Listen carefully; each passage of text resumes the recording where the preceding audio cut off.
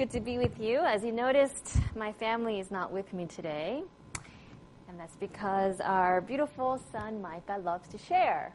And one of the things he loves to share is his germs. And we didn't realize that he had picked up hand, foot, and mouth disease from childcare, because his was very mild. We noticed a little bit of blistering on his thumb, and we thought it was because, he sucks his thumbs, and so we just thought, oh, he sucked extra hard last night or something. So we didn't realize that he had this disease, and of course, when he shared his spoon with Daddy, Daddy took it willingly, and a few days later came down with, unlike Micah, he has blisters all over his hands and feet, and a little bit on his face as well. It spread through saliva and things like that. And so it would have been okay as long as he came and didn't touch, as long as none of you are kissing my husband, it would have been fine. But just to be safe and to keep you all healthy, he's self-quarantined at home. And so I actually preached for him at Holland Marine this morning and here now. But he sends his regards, and of course Micah is perfectly happy and fine, but we thought it'd be best to keep him at home just in case he still decides to share his love with you. And Grandpa's home to take care of him because Roy's quarantined from Micah in case Micah doesn't have it, so everyone's kind of kept from each other for a little bit. But it's sad because on Wednesday night, Roy thought maybe he had chickenpox because he's never had chickenpox, and when he first saw the little bumps, he thought, oh no, I have chickenpox, and he was having Bible study with James and Galen, or he was supposed to have Bible study with James and Galen, but Galen was about to come in, and Roy was like, I might have chickenpox, and Galen ran the other way because he's about to get married, and that would not be a good thing to have when he's getting married.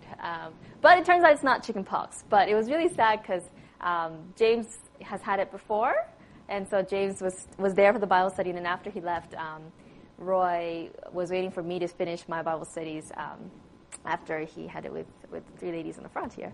And afterwards, I finished with Esther and Bronwyn, and it was about 8:30, and he was in one of the rooms there, in a fetal position, trying not to scratch, and he was very miserable. And later on, he told me that, it's one thing to be in pain. Pain he can, endure, but he said he feels so unclean. He felt like a leper going around saying unclean, unclean, and he was trying not to touch anything and feeling helpless. And I was reflecting on Roy's predicament as I was preparing my sermon today, because the sermon is about a man named Naaman. And the Bible says that Naaman was the captain of the Syrian army, which at that time was one of the greatest, most powerful nations and armies. And the Syrian army actually had power to attack Israel and to actually take a lot of the Israelites captive.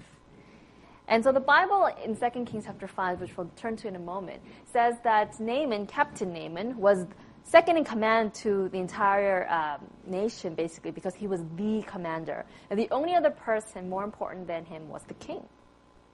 So he had great position, he had great honor, he had great wealth, but he was a leper. And it's interesting when you look at the original Hebrew of that verse, because it says he was a man of valor, he was an honorable man, he was a great man and a leper. And it kind of is this last thing that's kind of just thrown in there.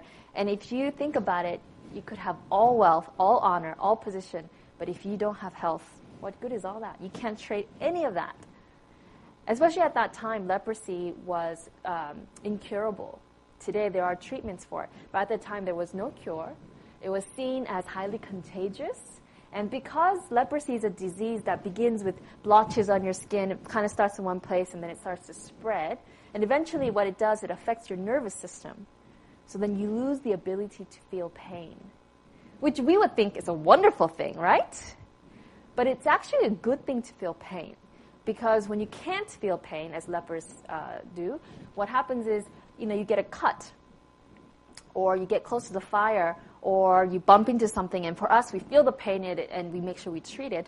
But for lepers, they don't realize that they've injured themselves, so then the cut becomes infected, and becomes so bad that extremities start falling off. And that's what used to happen to the lepers. And what happened is that because they're losing, fingers and toes, and because they've got the skin blotches, it was a very difficult situation because not only are you sick, but you look really sick. And so people avoided you. And they would ostracize the lepers, and they would have to live by themselves and fend for themselves, basically. If they had loved ones, maybe they would drop off some food for them down the rope, down to the caves, But otherwise, they were isolated. And this, until they died. And this was Captain Naaman's fate. Even though he was second in command in the nation, once he had that one spot of leprosy, he knew, I'm a dead man. But fortunately for Naaman, God had another plan, even though he wasn't an Israelite. This is one of the few stories in the Bible, especially in the Old Testament times, where it really shows that God cares not just for the Israelites, not just for his chosen people, but for everyone. And in this story found in 2 Kings chapter 5, God had a plan for Captain Naaman. Because even before his leprosy developed, there was a young girl, a Jewish girl, who had been taken captive from Israel, who was serving as the servant for Captain Naaman's wife. And the story goes that she goes to the mistress when she knows, I guess the whole household knew now that Captain Naaman had leprosy.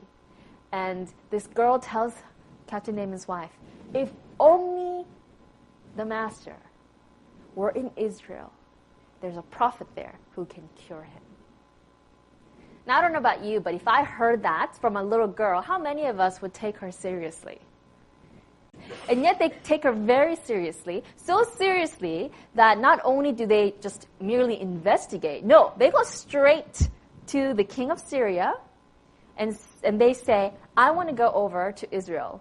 Can you write me a letter? Because after all, Israel and Syria were warring nations. And so if the captain of the enemy army comes into your land, you would see that as an act of war. And so he basically goes to the king of Syria and says, write me a letter of introduction so that they know I'm here for peace.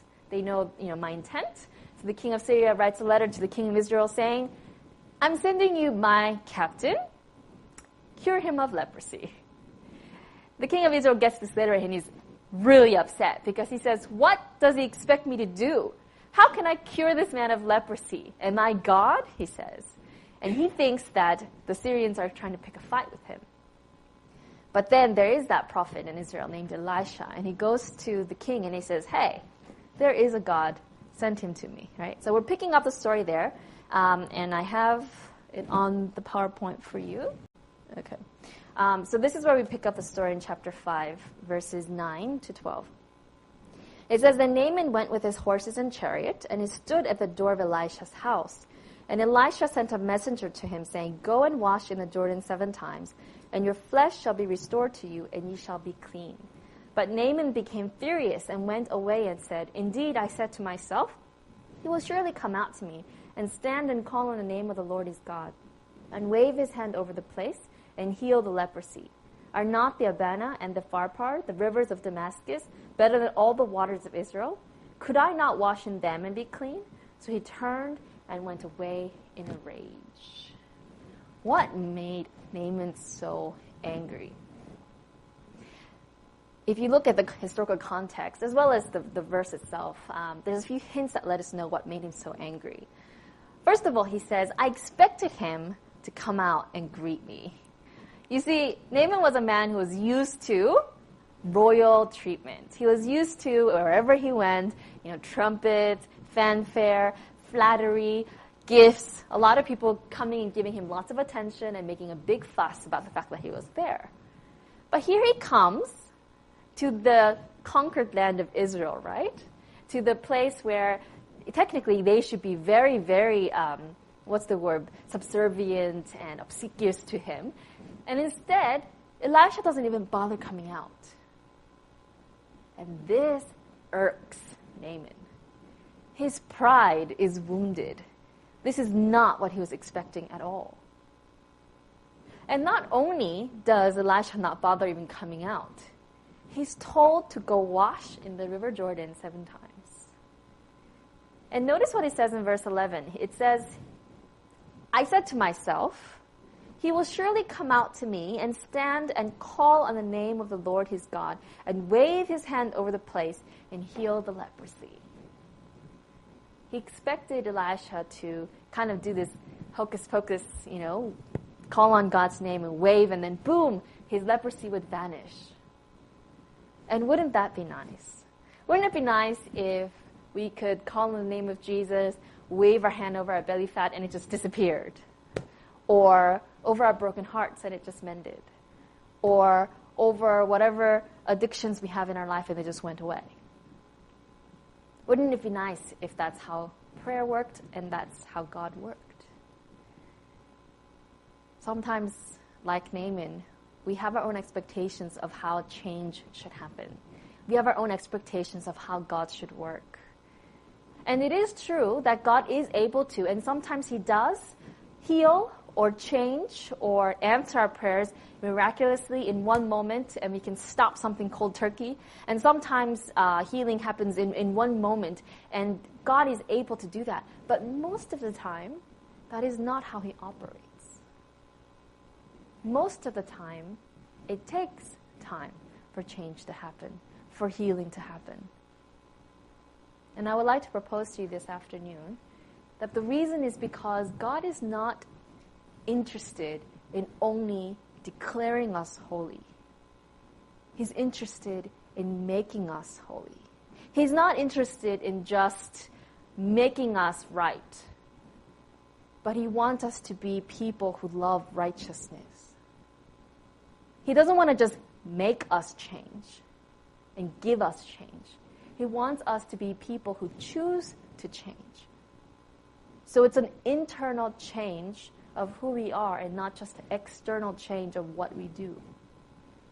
And that takes time, and that requires more than just waving his hand over us, saying the name of Jesus, and then all our problems going away. Naaman had driven his horses and his chariots. Can you imagine the entourage that he had with him? And he expected, and he's got to look good in front of his soldiers and his servants, right? When he got to the door of Elisha, he expected something from Elisha that would give Naaman honor, that would give Naaman the opportunity to save face. And if you look at what happens next, we see a little bit more of what's going on in Naaman's psychology. After he gets angry and he turns to go back, it says in verse 13, "And his servants came near and spoke to him and said, 'My father, if the prophet had told you to do something great, would you not have done it? How much more then when he says to you, wash and be clean?'" Isn't it nice to have someone like that in your life who gives you good advice? Can you imagine if he hadn't said anything for fear of losing his position? How the story would have ended, and how Naaman would have gone back to Damascus, and people would have asked, "So what happened? Did you go?" And he would have said, "Yeah, I went. I didn't like what I heard, and I came back." But the servant brings up this really logical, good point. Hey, if Elisha had told you to climb the biggest tower, kill the dragon, save the princess, wouldn't you have done it? Right? Wouldn't you have done something very heroic and worthy of your commander position in exchange for your healing? Wouldn't you have done it? And the answer is, yeah, he probably would have. He knows, the servant knows his master very well. And he says, here Elisha is asking you to do something very simple. Yeah, something that doesn't make sense. And yes, something that is distasteful to you, but a lot easier in actual action. And yet you're not willing to do it. And what it does is it goes to the heart of the issue, which is Naaman's pride. Naaman's pride. He wanted to be able to tell the story that he got the healing through some great action or through great reward.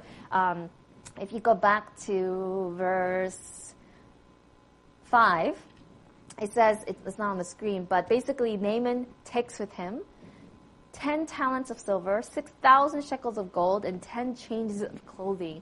And one of the commentaries said that this amount of money is more money than how much it cost to buy all of Samaria, like the entire city. And here he comes with enough money to have rebought the whole land, right?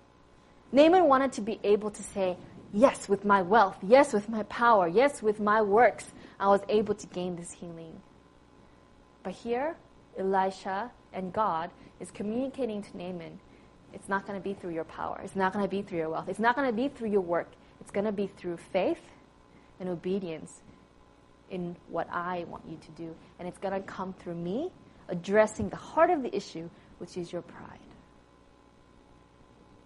This servant, when he brings up this question, thankfully, is able to get Naaman to stop and reflect. And even though the text doesn't go into detail about what Naaman was thinking, the fact that Naaman then turns around and goes back to the river shows that it worked. Naaman realizes that, you know what? His pride was not as important as the healing. That his own expectations were not as important as the possibility of the future and the life that he can have if he simply tries. We sometimes want God to do something huge and amazing, or to ask us to do something huge and amazing, and we think that's going to bring about change in our lives. We think that's really what I need, If I just go away to, Cambodia and give my life to the poor for the rest of my life as a missionary, that's really what is going to allow me to live out the Christian walk. And that's really what's going to make me feel close to God. And perhaps, if that is what God is calling you to do. But is it possible that God isn't asking us to do great, heroic things in order to experience Him? That perhaps in order to experience God and to experience healing and change in our spiritual lives, He's asking us to do the small, mundane, ordinary things, like going to church, or reading the Bible, or being kind to our neighbors, right?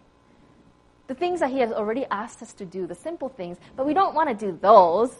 God, give us something big. Give us something great. Give us something that will make us then feel worthy of the change and the miracle and the healing.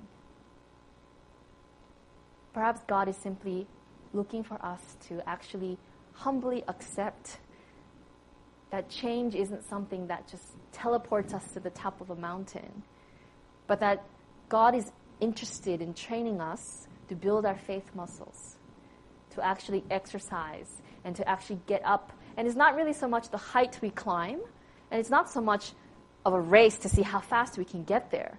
It's more about the process of trusting our master guide, of building that process. And even if we fall, and even if we stumble, and even if we go back down, that's not so important so much as, are we still walking with Him? Are we still willing to try?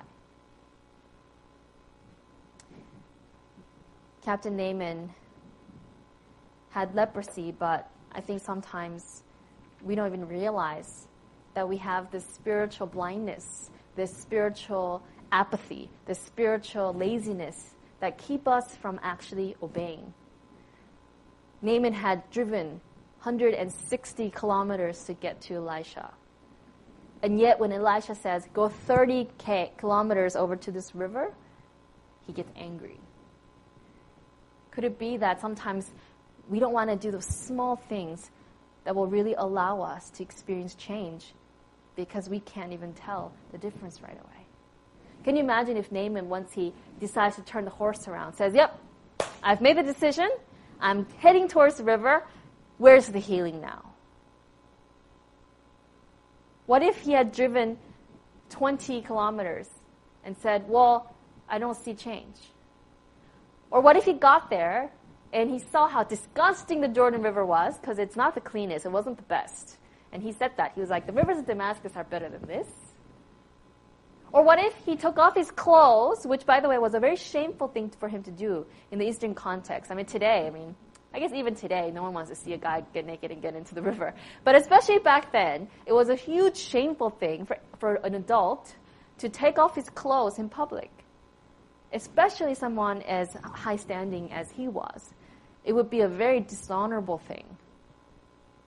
So what if he got there and as he starts stripping, he thinks to himself, this is ridiculous. This isn't going to work. This doesn't make sense. Or what if he dipped his toes and, the water's too cold. Forget it. Right? Or he puts his feet in and he feels fish or leeches in there. I would totally jump out of there immediately.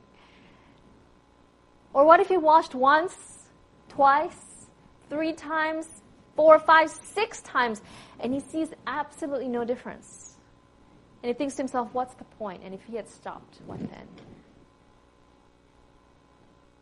Sometimes It's not just about placing ourselves in that humble place of willingness for God to change us, but it's also about persevering, which is sometimes the hardest thing that God could ask us to do. Sometimes I think if God just kind of asked me to do something huge, heroic once, that almost is more kind of motivating, right?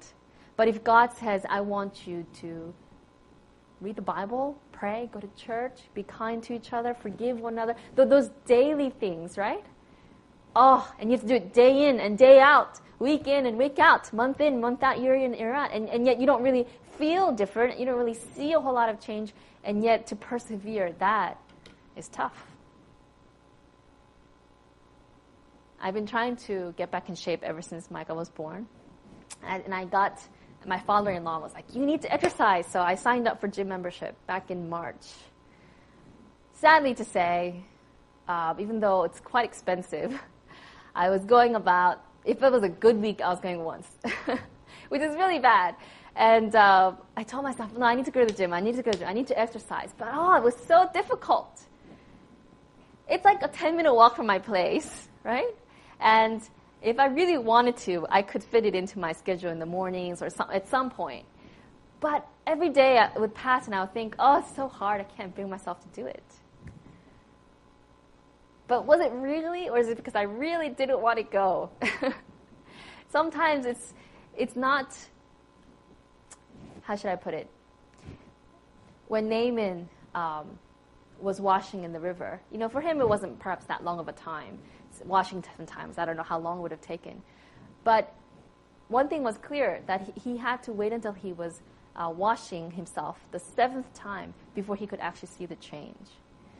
And sometimes we give up on things like going to church, reading the Bible, because we think, we read a little bit, it's boring. So after, New Year's Day comes around, we make a resolution, maybe we'll do it for a little bit. And after a while, we just don't feel like it anymore, right? Same thing with exercise or any resolution, any desire to change. We think, I don't see the change. I don't feel the difference. Why bother? But is it possible that perhaps if we persevered, right? If we persevered, that before we know it, we actually would see the change. And maybe it'll take a little longer than we expect. If you go to Hebrews, it says in Hebrews chapter 6, verses 11 and 12, we want each of you to show this same diligence to the very end in order to make your hope sure. We do not want you to become lazy, but to imitate those who through faith and patience inherit what has been promised. Did you catch that word? It says, I want you to imitate. In other words, he says, fake it till you make it, right? This week, I resolved, you know what? I really do need to get back in shape. I was telling some of the girls a few weeks ago that I was about to come to church one Sabbath and got into one of the suits I hadn't worn in a long time. Got into the car, and the skirt ripped. And I realized at that moment, okay, if I don't make a change in my life, I actually might have to get a whole new wardrobe, and I don't want to do that. And so this week, I was actually very motivated to exercise. And so Monday, I did Pilates, and then on Tuesday, I went to Zumba class, and I've never gone to Zumba class before in my life. I heard it was very good exercise, and I went, and my conclusion is that God did not give me the hips for Zumba, but I tried my best to fake it, right? I tried to follow the instructor as best as I could. I fumbled along, and by the end, I definitely got good exercise. I might have looked ridiculous in the process, but I definitely got the exercise. And in this text, when Paul is saying, I want you to imitate those who through faith and patience inherit what has been promised, he's not saying you have to have faith and patience. He's saying imitate people who have faith and patience. And guess what? As you imitate, as you place yourself in the environment and opportunity for change, the change has a chance. The change has a chance. But if you're not even willing to place yourself there, for example, a lot of people have said, I don't feel like going to church, and I don't want to be a hypocrite because if I'm not really feeling it and I go, then it's not wrong. But if they just stop going, how is that feeling of wanting to go ever going to come back? Right? It's possible it'll come back, but it's when you come and you come and you come, and one day you enjoy it. your taste buds have an opportunity to change. The words, the songs, the fellowship, the community make a difference slowly but surely. And for Naaman, after the 7th time when he came out, if you go to the next slide, actually there's another verse in Hebrews that I should read. It says, "Therefore we also, since we are surrounded by so great a cloud of witnesses, let us lay aside every weight and the sin which so easily ensnares us, and let us run with endurance the race that is set before us, looking unto Jesus, the author and finisher of our faith, who for the joy that was set before him endured the cross, despising the shame, and has sat down at the right hand of the throne of God. For consider him who endured such hostility from sinners against himself, lest you become weary and discouraged in your souls. You have not yet resisted to bloodshed, striving against sin." I really like this passage because it just kind of reminds me of how little of a fight I put in. It just reminds me that Jesus is the one who actually struggled to the point of death. And that he's the one who actually paved the way and climbed that hill of Golgotha and died on the cross for me. And so in the mountain climbing analogy, yes, I have to be the one to go, but I'm not going alone. He's there to coach and encourage and mentor me along. And when I get tired, he carries me. And when I am utterly exhausted, he carries me on eagle's wings. And that's the promise that he provides for each one of us. That once again, it's not about the rate we climb. It's not about the height we climb. But it's just the fact that we try. And it's just about the fact that we want to be there with him. Going back to the story of Naaman, it says that he went down and dipped 7 times in Jordan, according to the saying of the man of God. And his flesh was restored like the flesh of a little child, and he was clean. It doesn't say that that one spot of leprosy that was on his body was gone. It says that his whole flesh, right, became restored like that of a little child. And if you've ever seen little children and how beautifully spotless their skin is, right? The really little ones. Can you imagine, Naaman didn't just receive healing, he was completely restored. He came back and his wife must have been like, "Wow, you look fantastic," right? Go back to Israel. Dip in that river again. Leprosy, healing from leprosy was what Naaman sought. But what he got was so much more. Not just restoration and this whole new health, right? But in addition to that, he gained understanding of his own pride, and he gained understanding of the God of heaven. In a moment, we'll go to the last verse. But I just want to point out this idea of being a new creation. It's 2 Corinthians chapter 5, verse 17. Paul says, "If anyone is in Christ, he is a new creation. All things have passed away. Behold, all things have become new." What does this mean? And we'll discuss this a little bit more, hopefully, during our discussion time. What does it mean to be a new creation? What does it mean that old things are gone and new things have come? In a parable that Jesus told, it says in Luke chapter 5, verse 36, "No one puts a piece from a new garment on an old one. Otherwise, the new makes a tear, and also the piece that was taken out of the new does not match the old." In other words, I'm wearing a black skirt, and if I went out and bought a brown skirt, it'd be ridiculous if I took a patch, if there's a tear on this one, if I took a patch out of that new skirt and put it here. Because not only will this be ruined, but the new brown skirt will also be ruined, right? So Jesus is saying, look, you don't do that with fabric. And yet, we do that in our spiritual lives. We think, all right, I'm going to start devotions, morning devotions, tomorrow. But if we make that, we want to kind of put a Band-Aid, right? Or put a patch in our lives.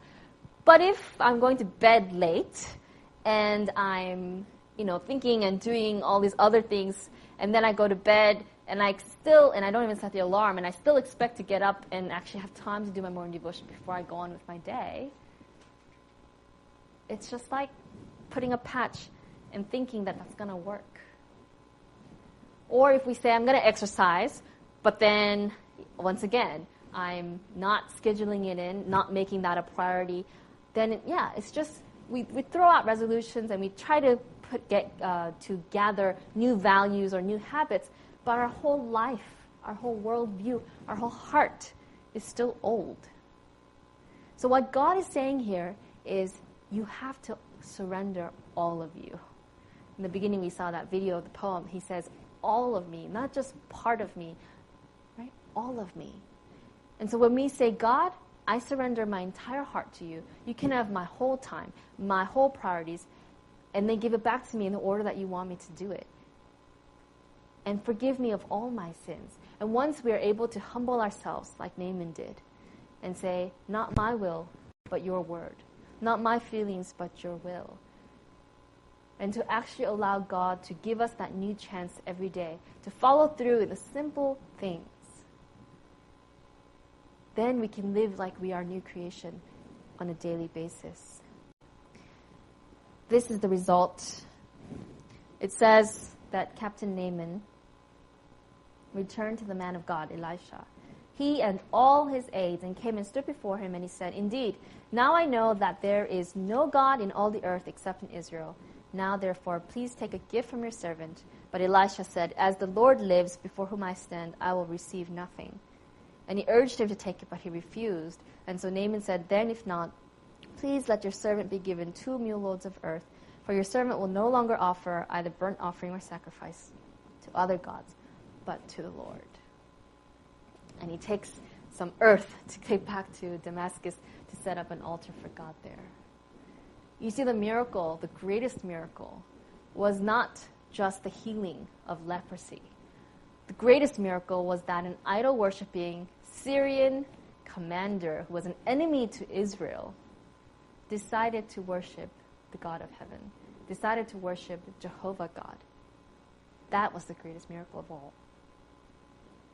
And so my prayer for all of us this afternoon, including myself, is that we would humble ourselves and open ourselves to place ourselves in environments of change, to give God the opportunity to change us. And that as we simply trust and obey the little things that God has asked of us, and as we persevere by His love, that we too can truly echo the words of this hymn. Hate the song, but I love the lyrics. The melody is really weird. But the hymn goes like this. It says, it took a miracle to put the stars in place. It took a miracle to hang the world in space. But when He saved my soul, cleansed and made me whole, it took a miracle of love and grace. My prayer is that we would experience not just the miracles of answers to prayers, but ultimately the miracle of being able to express adoration and worship to the one true God.